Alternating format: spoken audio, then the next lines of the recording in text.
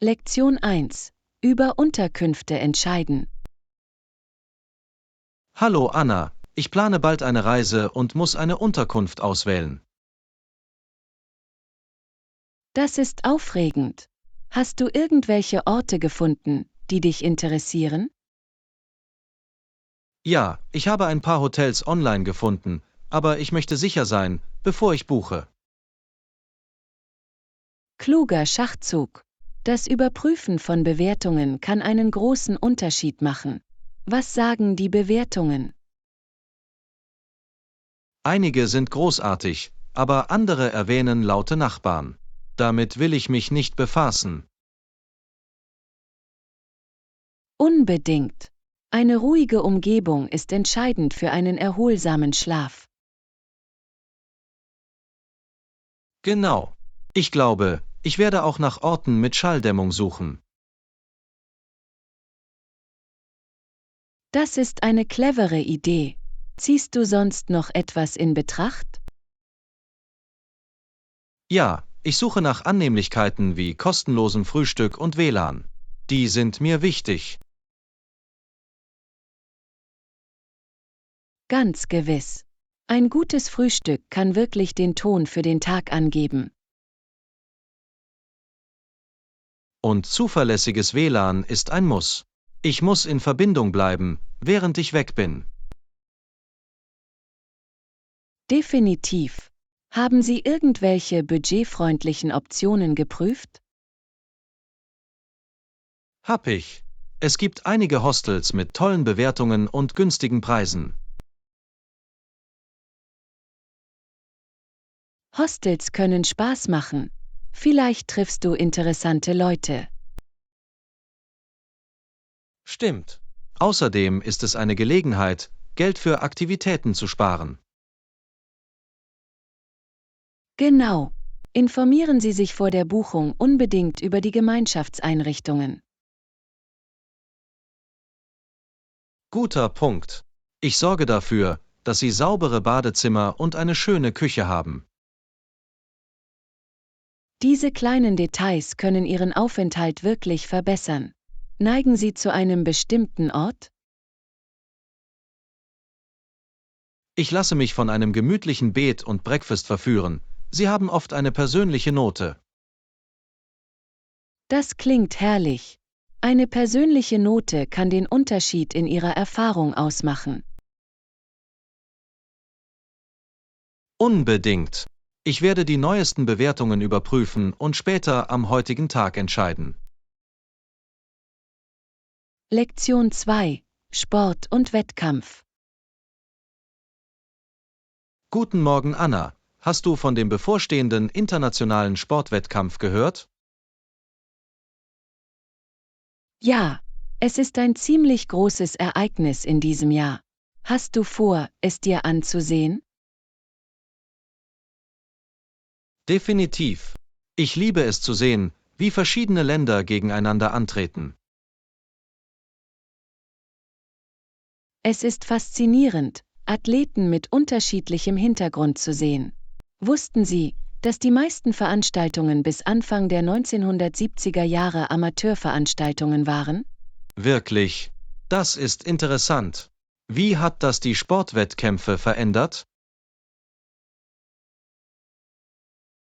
Sobald sie professionell wurden, erhöhte sich der Einsatz erheblich. Das Wettbewerbsniveau wurde intensiver. Das kann ich mir vorstellen. Profisportler trainieren so hart, um ihre Länder zu vertreten. Genau. Es ist unglaublich, wie viel Hingabe in ihre Vorbereitung gesteckt wird. Hast du eine Lieblingssportart, die du dir bei diesen Wettkämpfen ansehen möchtest? Ich liebe Gymnastik. Die Präzision und Kunstfertigkeit sind immer faszinierend. Gymnastik ist beeindruckend. Ich bin ein großer Fan von Leichtathletik. Die Geschwindigkeit ist berauschend. Leichtathletik-Events sind aufregend. Es ist unglaublich zu sehen, wie Athleten Rekorde brechen. Ja, und die Atmosphäre während der Veranstaltungen ist elektrisierend. Ganz gewiss. Der Jubel der Menge trägt zur Aufregung bei. Ich genieße auch immer die Eröffnungsfeier. Sie zeigt die Kulturen der einzelnen Länder. Unbedingt. Es ist ein wunderbares Fest der Einheit durch Sport.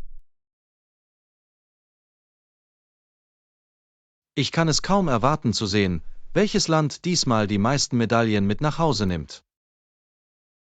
Lektion 3. Eine mutige Entscheidung. Hey Anna, hast du von Jackie Robinsons Einfluss auf den Baseball gehört? Ja, er war so ein Vorreiter. Denken Sie, dass seine Entscheidung riskant war? Definitiv. Es war mutig, als erster afroamerikanischer Spieler den Montreal Royals beizutreten. War es. Rassismus war damals weit verbreitet, was seine Reise noch schwieriger machte. Ja, es muss hart gewesen sein, sich der Feindseligkeit der Fans und sogar einiger Teamkollegen zu stellen. Ich bewundere seinen Mut. Er öffnete Türen für viele zukünftige Spieler. Unbedingt. Sein Vermächtnis wird noch heute im Baseball gefeiert. Es ist inspirierend zu sehen, wie eine Person den Lauf der Geschichte verändern kann. Genau. Es erfordert immense Kraft, sich gegen Vorurteile zu wehren. Glaubst du, dass sich die Dinge im Sport seitdem verbessert haben? Ich glaube schon, aber es gibt noch viel zu tun, um die Gleichstellung zu fördern. Einverstanden. Sensibilisierung und Bildung sind der Schlüssel zu weiteren Fortschritten. Es ist wichtig, dass Sportler ihre Plattformen nutzen, um sich für Veränderungen einzusetzen. Definitiv. Es ist toll zu sehen, wie sich viele Sportler zu sozialen Themen äußern. Ja, sie können die öffentliche Meinung beeinflussen und andere zum Handeln inspirieren. Jackie Robinson ebnete den Weg für diese Art von Aktivismus im Sport. Sein Vermächtnis ist nach wie vor mächtig und ermutigt zukünftige Generationen, sich für das einzusetzen, was richtig ist. Lektion 4. Berufswahl. Guten Morgen, Anna. Ich habe gerade von einer offenen Stelle in der Abteilung für Pädiatrie erfahren. Das klingt toll. Was reizt dich daran, dort zu arbeiten?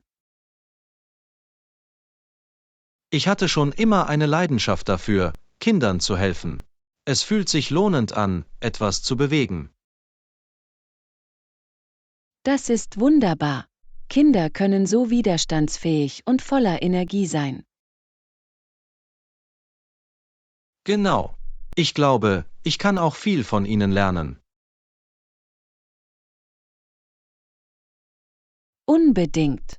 Sie haben so einzigartige Lebensperspektiven.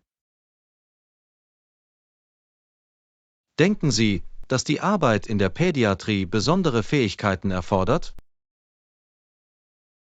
Definitiv.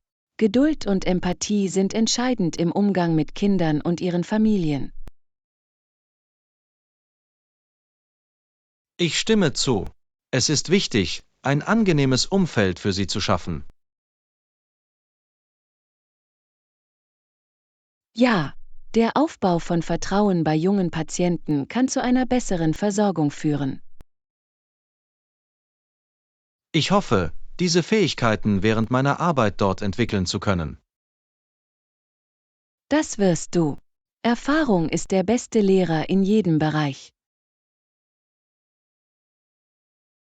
Gibt es irgendwelche Herausforderungen, auf die ich mich deiner Meinung nach vorbereiten sollte? Nun, manchmal können Kinder bei Prüfungen Angst haben oder unkooperativ sein. Das ist wahr. Ich muss mir kreative Wege einfallen lassen, damit sie sich wohl fühlen. Genau. Spiele oder Storytelling können einen großen Unterschied machen. Ich freue mich über die Gelegenheit. Es fühlt sich wie eine perfekte Passform für mich an. Lektion 5. Die Kunst, Nein zu sagen. Genau. Ich kann es sowohl über Freizeit als auch über formelle Kleidung tragen. Was ist mit dir? Ich bevorzuge Trenchcoats. Sie sind stylisch und haben einen schönen Fluss, wenn du gehst. Trenchcoats sind zeitlos. Hast du eine Lieblingsfarbe für deinen Trench? Ich liebe ein klassisches Beige. Es passt zu fast allem. Sehr wahr. Beige ist vielseitig und schick. Haben Sie über Accessoires nachgedacht? Ja, ein bunter Schal kann ein neutrales Fell richtig aufhellen.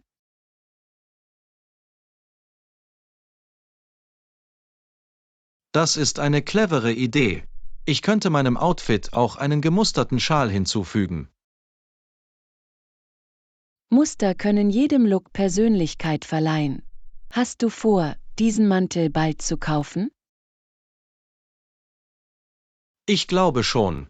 Ich möchte es zuerst anprobieren, um zu sehen, wie es passt. Lektion 6. Heilige Räume. Hey Anna, ich habe darüber nachgedacht, einige Kathedralen und Kirchen zu besuchen. Das klingt faszinierend. Was zieht dich an diese Orte? Ich finde, sie sind oft voller Geschichte und Geschichten menschlicher Erfahrungen. Unbedingt. Jede Kathedrale hat ihre einzigartige Architektur und Bedeutung. Ja, die komplizierten Designs können faszinierend sein. Haben Sie eine Lieblingskathedrale? Ich liebe Notre Dame in Paris. Die Buntglasfenster sind atemberaubend. Davon habe ich gehört. Das einfallende Licht muss eine magische Atmosphäre schaffen. Das tut es wirklich. Außerdem ist die Geschichte dahinter faszinierend. Hast du einen Ort im Sinn? Ich möchte den Petersdom in der Vatikanstadt besuchen.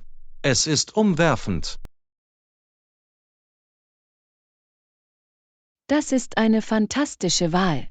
Die Kuppel ist ikonisch und die Details sind bemerkenswert. Ich freue mich darauf, die Spiritualität dort zu erleben. Es ist greifbar. Ja, in solchen heiligen Räumen kann man ein Gefühl des Friedens spüren. Es ist erstaunlich, wie diese Orte Menschen zum Nachdenken und Verehren zusammenbringen. Lektion 7. Reisehöhepunkte. Hey Anna, hast du vom Golden Circle in Island gehört? Ja, es ist ein Muss für jeden Besucher. Was interessiert dich daran? Die atemberaubenden Landschaften und Naturwunder sind wirklich reizvoll. Unbedingt. Geysire und Wasserfälle machen es unglaublich malerisch. Ich kann es kaum erwarten, den Gullfoss-Wasserfall persönlich zu sehen. Es sieht großartig aus. Es ist atemberaubend. Hast du vor, dort an Führungen teilzunehmen? Ich denke darüber nach. Ein Leitfaden könnte wertvolle Einblicke in die Websites geben. Das ist eine kluge Idee. Außerdem würden Sie unterwegs keine versteckten Juwelen verpassen. Genau. Ich liebe auch die Idee, etwas über Geschichte und Geologie zu lernen. Island hat eine so reiche Kultur und eine faszinierende Geologie. Es ist wirklich einzigartig. Richtig. Ich freue mich auch darauf, den Ingvellir Nationalpark zu sehen. Das Rift Valley dort ist unglaublich. Man kann tatsächlich tektonische Platten sehen. Ich weiß. Es ist, als würde man ein natürliches Wunderland betreten. Irgendwelche anderen Empfehlungen? Ja, vergessen Sie nicht, die geothermischen Gebiete zu besuchen. Sie sind wie nichts anderes auf der Erde. Das werde ich unbedingt mit einbeziehen. Ich möchte alles erleben, was Island zu bieten hat. Lektion 8. Einblicke in die Nachbarschaft. Hey Anna, ich habe die Gegend für meine neue Wohnung erkundet. Das ist aufregend. Gibt es bestimmte Bereiche, an denen Sie interessiert sind? Ich suche eine sichere und ruhige Nachbarschaft. Frieden ist mir wichtig. Das macht Sinn. Eine ruhige Umgebung eignet sich hervorragend zum Entspannen. Genau. Ich habe ein paar Stadtteile gefunden, die für ihre niedrigen Kriminalitätsraten bekannt sind. Das ist ein guter Anfang. Haben Sie die Nähe zu Annehmlichkeiten in Betracht gezogen? Ja, ich bevorzuge es, der Einfachheit halber in der Nähe von Parks und Lebensmittelgeschäften zu sein. Das ist klug. Es ist schön, alles zu Fuß erreichbar zu haben. Richtig. Ich möchte auch ein Gemeinschaftsgefühl mit freundlichen Nachbarn. Eine freundliche Community kann einen großen Unterschied machen. Hast du schon irgendwelche Stadtteile besucht? Ich bin durch ein paar gefahren, und sie schienen freundlich zu sein. Das ist vielversprechend. Wenn Sie einige Nachbarn treffen, können Sie ein besseres Gefühl für die Gegend bekommen. Das werde ich auf jeden Fall ausprobieren. Ich möchte sicher gehen, dass es zu mir passt. Lektion 9. Hotelpannen. Hey Anna, ich hatte gestern Abend ein kleines Missgeschick im Hotel. Oh nein, was ist passiert? Ich habe meinen Zimmerschlüssel verloren und konnte nicht wieder rein. Das klingt frustrierend. Hast du es geschafft, einen Ersatz zu bekommen? Ja, Gott sei Dank. Das Personal war sehr verständnisvoll. Das ist eine Erleichterung. Es ist immer gut, wenn das Hotelpersonal zuvorkommend ist. Genau. Sie gaben schnell einen neuen Schlüssel aus, nachdem sie meinen Ausweis überprüft hatten. Das ist eine kluge Politik. Es trägt dazu bei, die Sicherheit aller zu gewährleisten. Ganz gewiss. Ich war einfach froh, dass ich nicht lange im Flur warten musste. Warten kann sich wie eine Ewigkeit anfühlen, besonders nach einem langen Reisetag. Unbedingt. Ich habe gelernt, den Schlüssel in Zukunft an einem sichereren Ort aufzubewahren. Das ist eine gute Lektion. Gab es noch andere Hotelüberraschungen?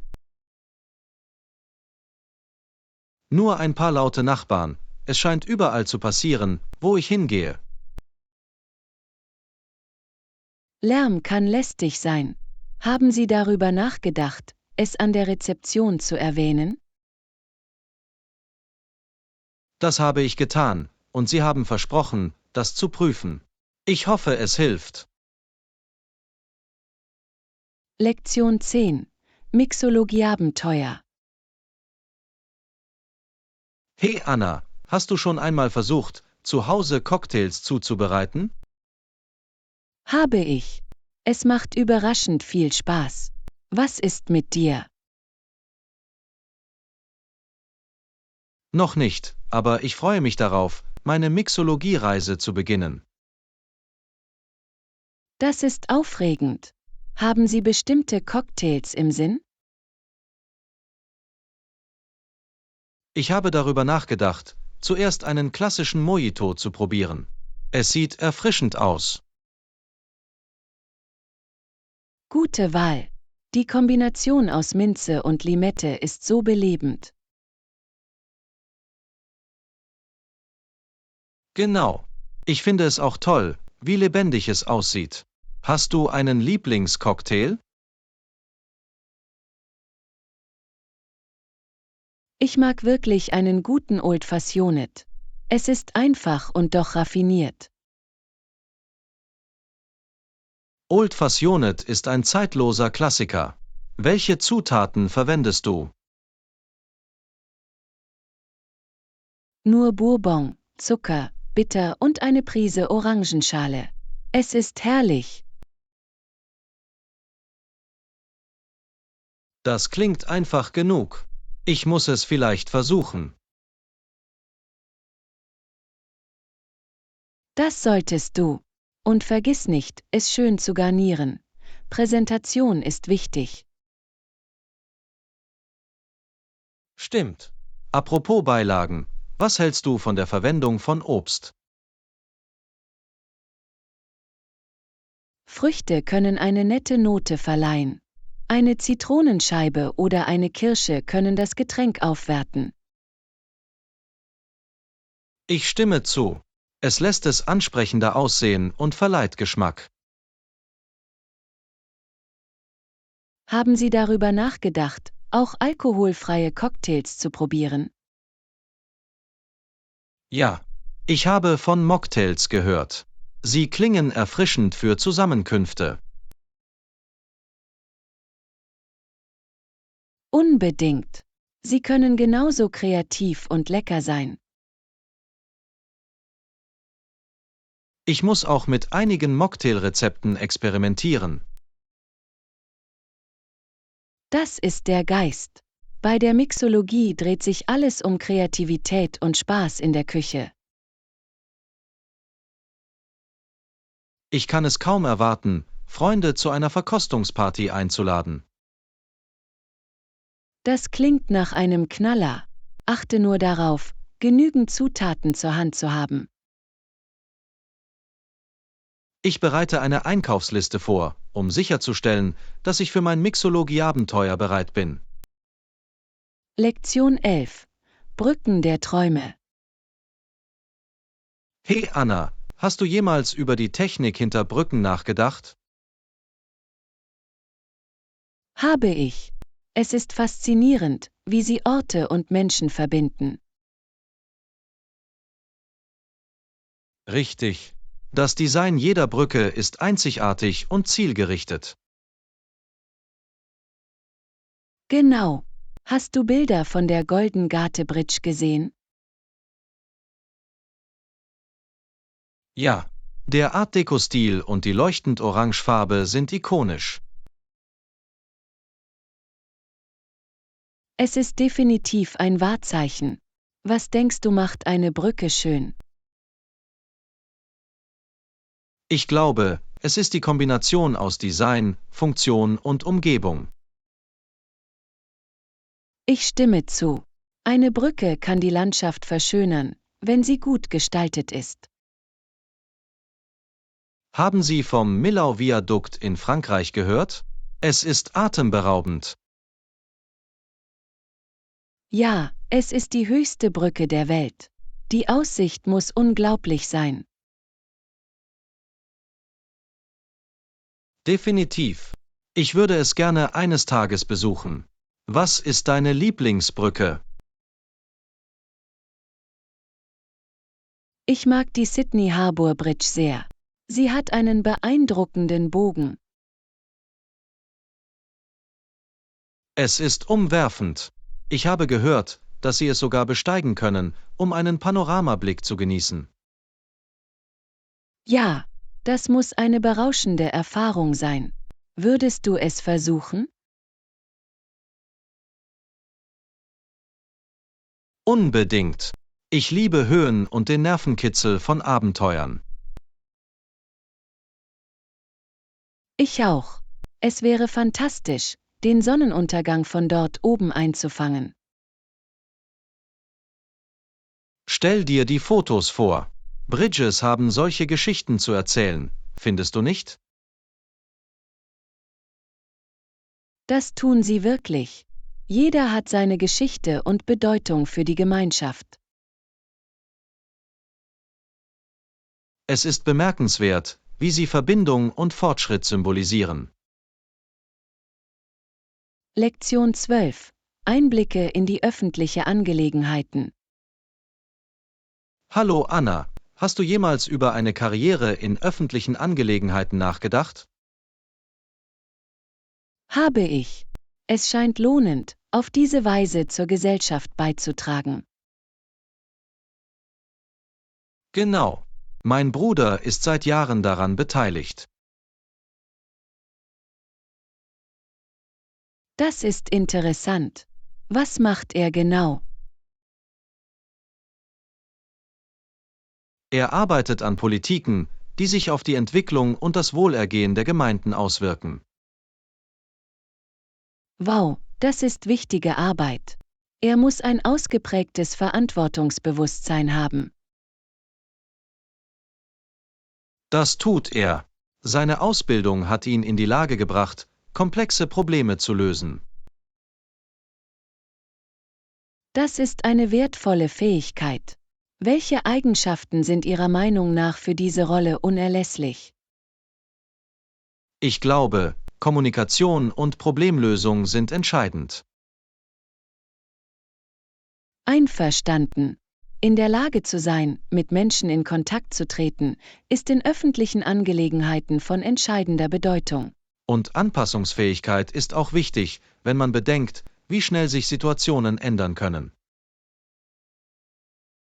Unbedingt. Flexibilität kann zu effektiveren Lösungen führen. Haben Sie darüber nachgedacht, auf welche Bereiche Sie sich konzentrieren möchten? Ich interessiere mich für Umweltpolitik. Nachhaltigkeit ist lebenswichtig. Das ist ein fantastischer Fokus. Die Welt braucht mehr Umweltschützer. Ja, es geht darum, eine bessere Zukunft für kommende Generationen zu schaffen. Genau. Ich bewundere deine Leidenschaft, etwas zu bewegen. Danke. Ich denke, jeder hat in öffentlichen Angelegenheiten eine Rolle zu spielen. Ich könnte nicht mehr zustimmen. Es geht darum, der Gemeinschaft mit Hingabe zu dienen. Lektion 13. Eine neue Stadt entdecken. Hey Anna, wie gefällt dir deine neue Stadt? Es ist fantastisch. Ich entdecke jeden Tag neue Orte. Das ist toll zu hören. Was waren die bisherigen Höhepunkte? Ich liebe die lokalen Märkte. Die frischen Produkte sind unglaublich. Frische Produkte machen immer einen Unterschied. Hast du irgendwelche lokalen Gerichte probiert? Ja, ich hatte letztes Wochenende die leckersten Street-Tacos. Streetfood kann so lecker sein. Ich hoffe, sie bald ausprobieren zu können. Das solltest du auf jeden Fall. Es ist ein kulturelles Erlebnis in jedem Bissen. Ich stimme zu. Die Erkundung der lokalen Küche ist einer meiner Lieblingsteile beim Reisen. Das Gleiche hier. Jedes Gericht erzählt eine Geschichte über die Kultur der Stadt. Hast du in der neuen Stadt schon Freunde gefunden? Ja, ich bin einer Community-Gruppe beigetreten und alle sind so herzlich. Das ist wunderbar. Durch den Aufbau von Verbindungen fühlt sich ein neuer Ort wie zu Hause an. Unbedingt. Ich fühle mich jeden Tag ruhiger. Was ist mit dir? Ich bin immer noch dabei, mich anzupassen, aber ich genieße die Reise. Es braucht Zeit, aber die Erfahrung zu genießen ist der Schlüssel. Ich werde weiter erforschen und neue Dinge ausprobieren. Das ist alles Teil des Abenteuers. Lektion 14. Strategien zur Hotelauswahl. Hallo Anna, ich suche ein Hotel für meine bevorstehende Reise. Das ist aufregend. Haben Sie spezielle Anforderungen? Ich möchte einen Ort, der komfortabel und zentral liegt. Das ist klug. Die Nähe zu Sehenswürdigkeiten spart Zeit und Energie. Genau. Ich bevorzuge auch ein Hotel mit guten Bewertungen. Bewertungen können sehr hilfreich sein. Sie heben oft versteckte Juwelen oder Fallstricke hervor. Ich stimme zu.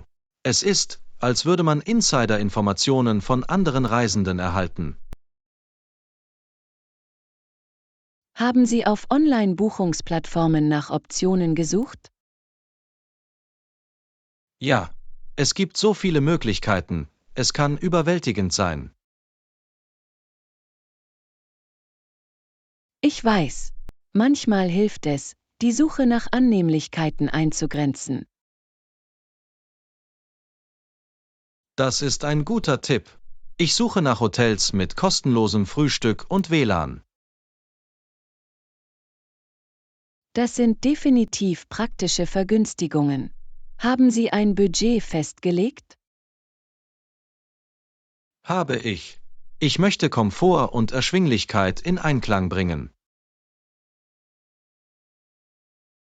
Das ist klug. Es geht darum, den richtigen Wert für Ihre Bedürfnisse zu finden. Ich werde auch die Stornierungsbedingungen berücksichtigen. Sie sind wichtig für die Flexibilität. Unbedingt. Die Möglichkeit, Pläne ohne Strafen zu ändern, ist ein Plus. All das werde ich berücksichtigen, wenn ich meine Hotelauswahl abschließe. Lektion 15. Die Kletterherausforderung. Hast du schon einmal Klettern versucht, Anna? Habe ich.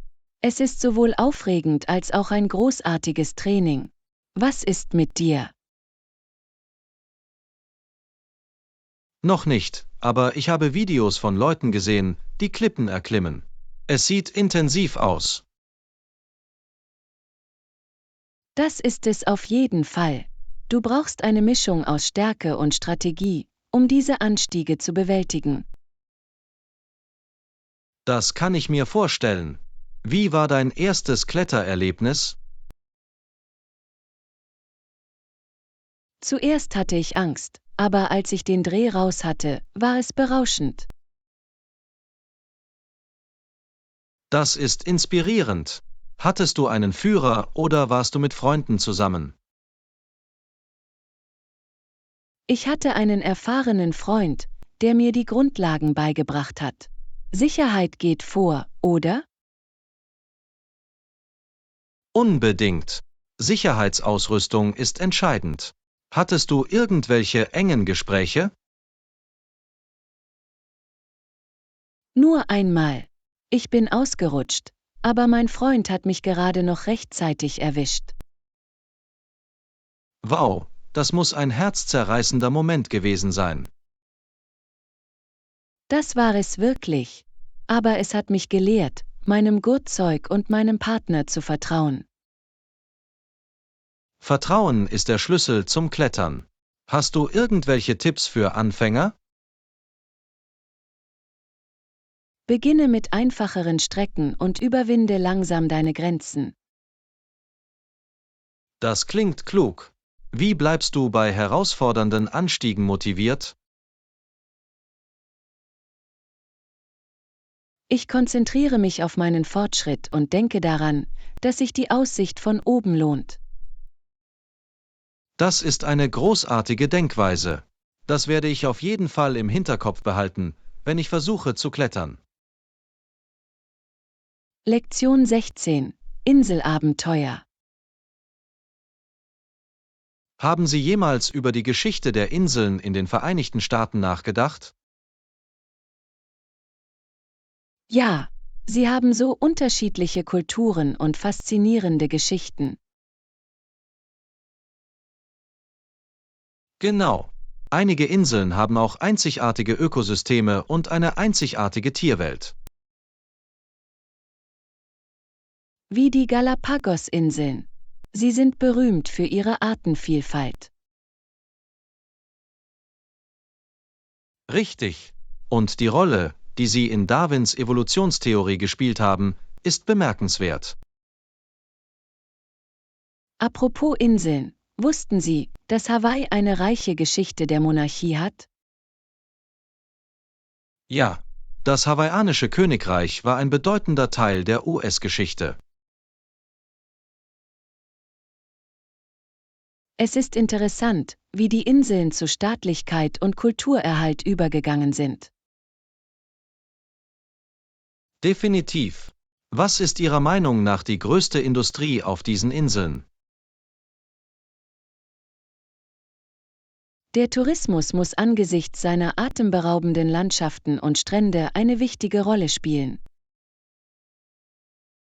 Stimmt. Die natürliche Schönheit zieht jedes Jahr Millionen von Besuchern an.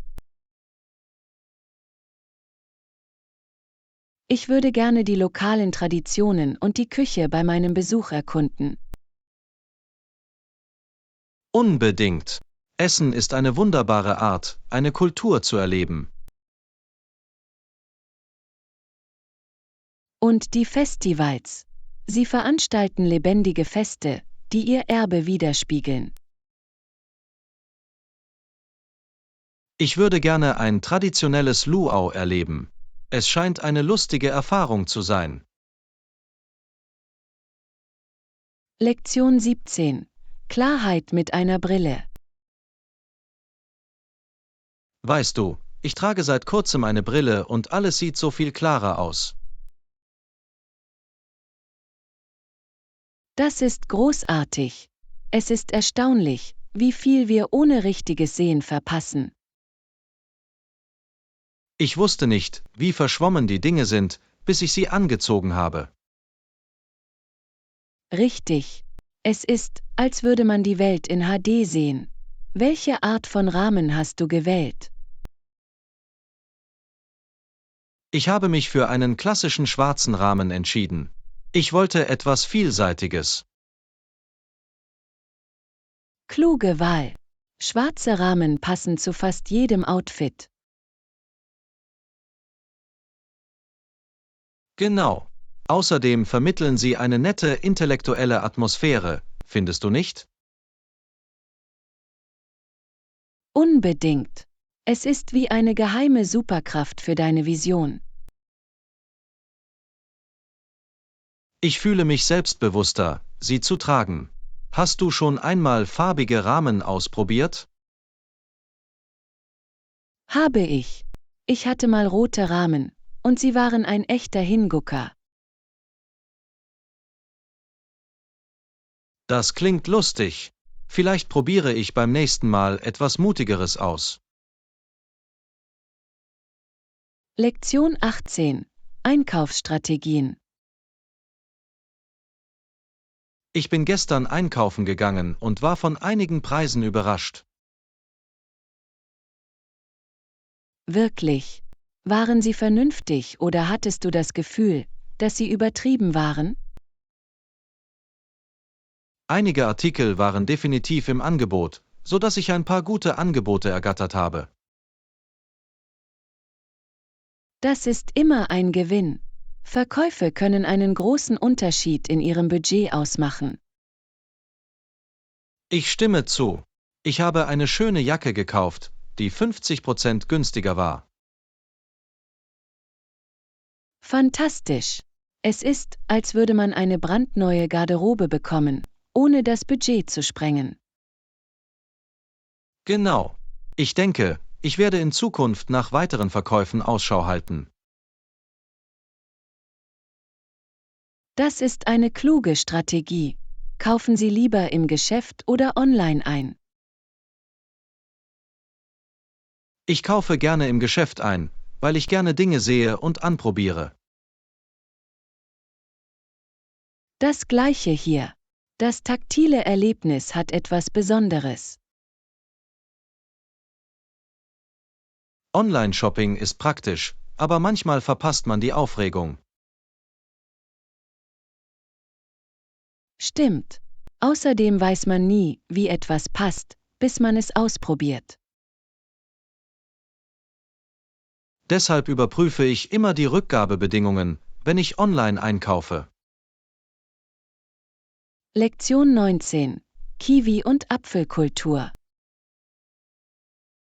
Wussten Sie, dass Neuseeland für seine Früchte berühmt ist, insbesondere für Äpfel und Kiwis? Ja, das Klima dort ist perfekt für den Anbau einer Vielzahl köstlicher Früchte. Ich habe gehört, dass Neuseelands Äpfel zu den besten der Welt gehören. Das sind sie wirklich. Die Knusprigkeit und der Geschmack sind kaum zu übertreffen. Und Kiwis sind eine einzigartige Ergänzung zu ihrem landwirtschaftlichen Profil. Unbedingt. Es ist faszinierend, wie die Frucht nach dem Kiwivogel benannt ist. Ich liebe das. Es ist eine perfekte Repräsentation der Identität des Landes. Apropos Kiwis, wussten Sie, dass sie reich an Vitamin C sind? Ja, sie sind eine gute Wahl für einen gesunden Snack. Magst du sie? Das tue ich. Sie sind süß und würzig. Hast du jemals Kiwi-Smoothies probiert? Noch nicht, aber das klingt erfrischend. Ich werde es versuchen müssen. Du wirst es nicht bereuen. Es ist eine großartige Art, die Früchte zu genießen. Ich mache mir eine Notiz, um dieses Wochenende mit Kiwi-Rezepten zu experimentieren. Lektion 20. Frühstück Bonanza. Hey Anna, hast du ein Lieblingsrezept für ein Frühstück? Unbedingt. Normalerweise bereite ich Haferflocken mit Obst und Honig zu. Was ist mit dir? Ich neige dazu, bei Müsli und Bananen zu bleiben. Es ist schnell und befriedigend. Das klingt praktisch. Bevorzugst du kaltes Müsli oder warmes Haferbrei? Definitiv kaltes Müsli. Es ist erfrischend am Morgen. Fügen Sie Ihrem Haferbrei etwas Besonderes hinzu? Manchmal füge ich Nüsse oder Chiasamen hinzu, um die Knusprigkeit zu erhöhen und die Gesundheit zu verbessern. Chiasamen sind großartig. Ich habe gehört, dass sie viele Ballaststoffe haben. Das tun sie. Außerdem saugen sie Flüssigkeit auf und sorgen für eine lustige Textur. Hast du sie jemals probiert? Nicht wirklich, aber ich bin neugierig. Vielleicht probiere ich es beim nächsten Mal aus. Das solltest du. Das Experimentieren mit Belägen kann das Frühstück aufregender machen. Ich stimme zu. Welche anderen Früchte fügst du gerne zu deinen Haferflocken hinzu? Ich liebe es, Beeren hinzuzufügen, besonders Blaubeeren. Sie sind so lecker und nahrhaft. Blaubeeren sind eine perfekte Wahl. Sie lassen auch alles lebendig aussehen. Richtig. Präsentation ist der Schlüssel. Ein farbenfrohes Frühstück ist so viel einladender. Definitiv. Ich sollte anfangen, mein Frühstück ansprechender aussehen zu lassen. Lektion 21. Das Wichtigste für den Tag. Also, Anna, welche wichtigen Dinge trägst du immer in deiner Tasche? Ich verlasse das Haus nie ohne meine Wasserflasche und einen Snack. Es ist wichtig, hydratisiert zu bleiben. Einverstanden. Normalerweise packe ich ein paar Nüsse oder einen Müsliriegel für einen schnellen Energieschub ein. Kluge Wahl. Bevorzugen Sie süße oder herzhafte Snacks? Ich neige zu süßen, besonders mit Schokolade überzogenen Mandeln. Sie machen süchtig. Lecker. Die liebe ich auch. Bringst du manchmal Früchte mit? Manchmal. Äpfel und Bananen eignen sich hervorragend für unterwegs. Was ist mit dir? Ich nehme oft einen kleinen Behälter mit geschnittenen Früchten. Tagsüber sind sie erfrischend. Das klingt perfekt. Frisches Obst hebt immer meine Stimmung. Genau. Und sie sind so viel gesünder als Chips oder Süßigkeiten. Richtig. Es geht darum, bessere Entscheidungen zu treffen. Hast du noch andere wichtige Dinge griffbereit? Ein kleines Notizbuch zum Notieren von Ideen oder Erinnerungen ist für mich ein Muss. Tolle Idee. Organisiert zu bleiben kann den ganzen Tag über wirklich helfen.